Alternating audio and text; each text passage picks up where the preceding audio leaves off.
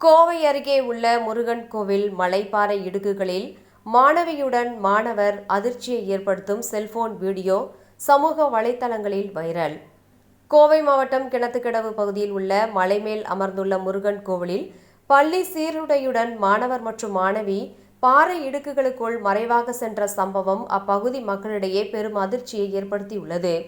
இதனை நேரில் பார்த்த பொதுமக்கள் அந்த செயலை தங்கள் செல்போனில் வீடியோவாக பதிவு செய்து தற்போது சமூக வலைதளங்களில் வெளியிட்டுள்ளனர்.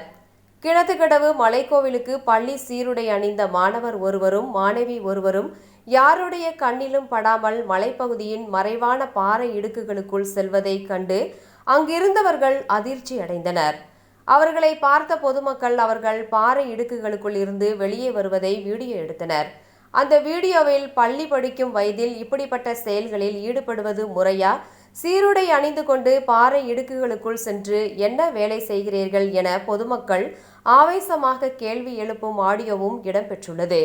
பள்ளி பருவத்தில் ஏற்படும் ஈர்ப்பு மற்றும் போதிய விழிப்புணர்வு இல்லாத காரணத்தினால் இதுபோன்ற தவறான பாதையில் மாணவர்கள் செல்வது அவர்களின் எதிர்கால வாழ்க்கையே கேள்விக்குறியாக்கும் என சமூக ஆர்வலர்கள் கவலை தெரிவிக்கின்றனர்.